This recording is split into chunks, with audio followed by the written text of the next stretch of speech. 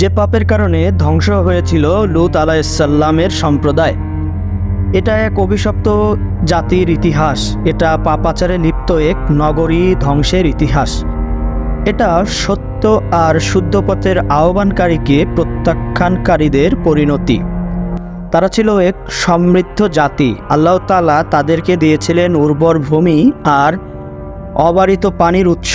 তাদের ছিল ফল ফসলের প্রাচুর্য, সাগরের সীমাহীন সম্পদ রাশি।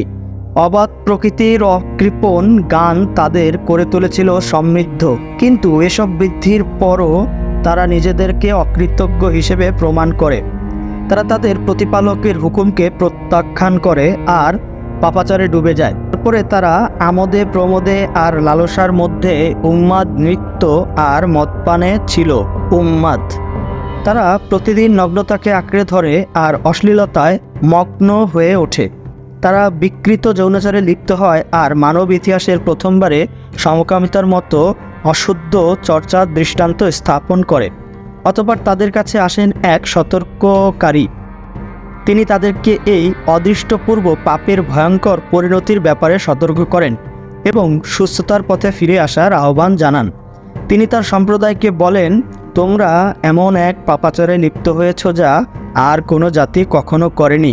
আমি আশঙ্কা করছি তোমাদের উপরে পতিত হবে এমন এক শাস্তি যা ইতিপূর্বে আর কোনো জাতির উপরে পতিত হয়নি। হে আমার সম্প্রদায়, আমি তোমাদের জন্য মনোনীত হয়েছি আর আদিষ্ট হয়েছি তোমাদেরকে সতর্ক করার জন্য। আমার এই আহ্বানের বিনিময়ে আমি তোমাদের নিকট কোনো প্রতিদান চাই না। তোমরা কি আমার এই আহ্বানকে গ্রহণ করবে, না তোমরা কি সেই মহান সত্যকে ভয় করবে? না জেনে যোগ্যতার নিম্ন জগতের সমস্ত কিছুর উপরে মহাপ্রতাপশালী আর যিনি সীমালঙ্ঘনকারীদের দমনের ব্যাপারে অতি কঠোর।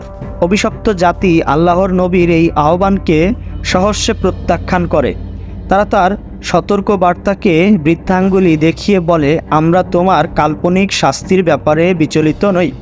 তোমার বিচারক আমাদের কর্ণকুহের প্রবেশ করবে না আর আমাদের হৃদয়কে এতটুকু বিচলিত করবে না। আমরা সেইভাবেই উদ্দাম জীবনযাপন করব যেভাবে আমরা এতকাল করে আসছি। আমরা সেইভাবেই এই রাত্রিকালে আমরা এই নগরকে প্রমোদে মগ্ন করে তুলব যেভাবে আমরা এতকাল করে আসছি। আর আমরা সেইভাবেই নিজেদের সকল বাসনা পূর্ণ করব যেভাবে আমরা এতকাল করে আসছি।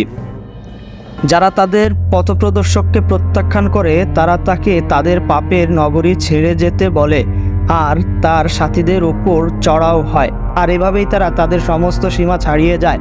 অতঃপর আল্লাহ তাআলা তাদেরকে পাওনা বুঝিয়ে দেবার সিদ্ধান্ত নেন। তাদের উপরে পতিত করেন এমন এক শাস্তি যা তাদের দুই হাতের উপার্জন যা তাদের উপরে পড়ে। প্রভাতে যখন তারা গভীর নিদ্রায় আচ্ছন্ন ছিল তখন সবার অলক্ষণে আকাশ থেকে নেমে আসে এক প্রজ্বলিত অগ্নিকুণ্ড আর প্রচণ্ড গতিতে আশ্রে পড়ে তাদের পাপের নগরীতে। এক নিমিষেই তা ধ্বংস করে দেয় সেই সমৃদ্ধ শহর যার প্রতিটি ইট পাথরের সাথে মিশেছিল পাপাচার আর পাপাচার। প্রচণ্ড কাঁপুনিতে ধসে পড়ে তাদের প্রকাণ্ড প্রতিটি অট্টালিকা আর মাটির সাথে মিশে যায় তাদের সমস্ত অহংকার। আল্লাহ তাআলা সেদিন কেবল রক্ষা করেছিলেন তার বিশ্বাসী বান্দাদের আর পাথরে পরিণত করেছিলেন অবিশ্বাসীদেরকে, যদিও তারা ছিল নবী পরিবারের সদস্য। ভালো অঙ্কনকারী সম্প্রদায়ের ইতিহাস এটা সমকামিতায় লিপ্ত এক নির্লজ্জ জাতির ইতিহাস। এটা কওমে লূতের বিনাশের ইতিহাস। তো বন্ধুরা, এই ছিল আজকের মতো আমাদের এই ভিডিওটি। আপনাদের সঙ্গে দেখা হবে পরবর্তী ভিডিওতে। সে পর্যন্ত ভালো থাকবেন। আল্লাহ হাফেজ।